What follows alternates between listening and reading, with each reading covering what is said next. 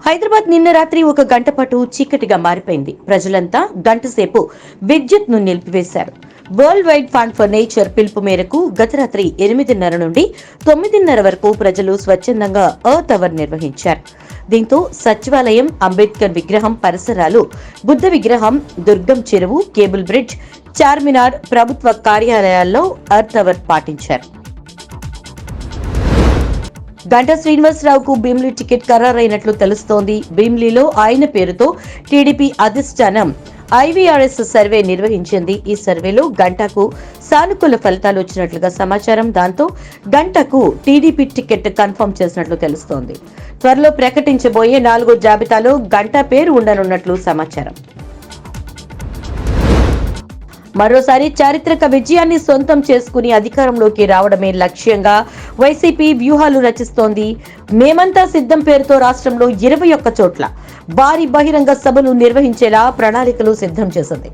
ఈ నెల 27న ప్రొద్దుటూరు, 28న నంద్యాల, 29న ఎమిగనూరులో సభలు నిర్వహించనున్నట్లు మంత్రి పెద్దిరెడ్డి రామచంద్రారెడ్డి వెల్లడించారు. పోలీసులు ప్రతిపక్ష పార్టీల నేతలపై బైండ్ ఓవర్ కేసులు పెట్టి వేధిస్తున్నారని టీడీపీ సీనియర్ నేత పయ్యావుల కేశవ్ ఆరోపించారు. సచివాలయంలో ముఖేష్ కుమార్ మీనాను కలిసి ఫిర్యాదు చేశారు.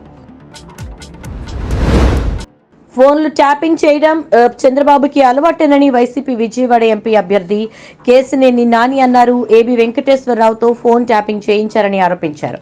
తన ఫోన్ను ప్రధాని మోదీ ట్యాపింగ్ చేయించారని గతంలో చంద్రబాబు ఆరోపించారని, ఇప్పుడు అదే మోదీతో చంద్రబాబు పొత్తు పెట్టుకున్నారని విమర్శించారు.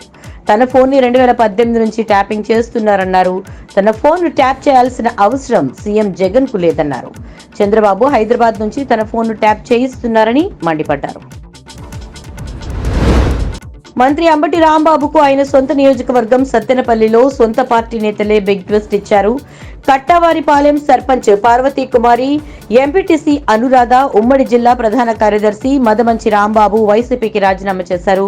మదమంచి రాంబాబు మాట్లాడుతూ తమను కాకుండా కొత్తగా పార్టీలోకి వచ్చిన వారిని అందలమెక్కిస్తున్నారు, అందుకే పార్టీకి రాజీనామా చేస్తున్నట్లుగా వెల్లడించారు. లిక్కర్ స్కామ్ కేసులో ఢిల్లీ సీఎం అరవింద్ కేజ్రీవాల్ కి మరో షాక్ తగిలింది. ఈ కేసులో అత్యవసర విచారణ జరపాలని ఆయన ఢిల్లీ హైకోర్టును అభ్యర్థించారు. ఈ నేపథ్యంలో సీఎం అరెస్ట్ కస్టడీపై అత్యవసర విచారణ చేపట్టేందుకు ఢిల్లీ హైకోర్టు నిరాకరించింది. దీనిపై బుధవారం విచారణ చేపడతామని తెలిపింది.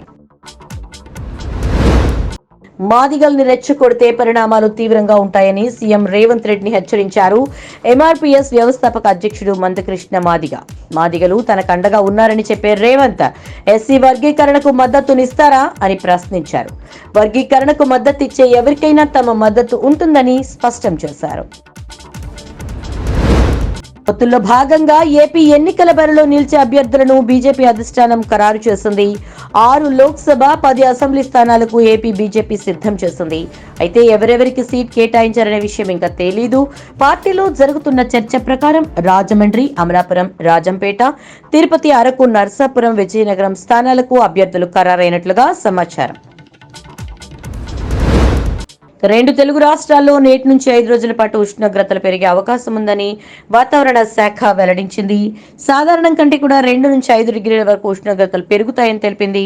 శనివారం తెలంగాణలోని అత్యధికంగా బుగ్గబావిగూడలో 41 డిగ్రీల గరిష్ట ఉష్ణోగ్రత నమోదైనట్టు పేర్కొంది. ఇక ఇప్పటికే ఎండలపై అన్ని జిల్లాలకు ఎల్లో అలర్ట్ ను జారీ చేసినట్టుగా చెప్పింది.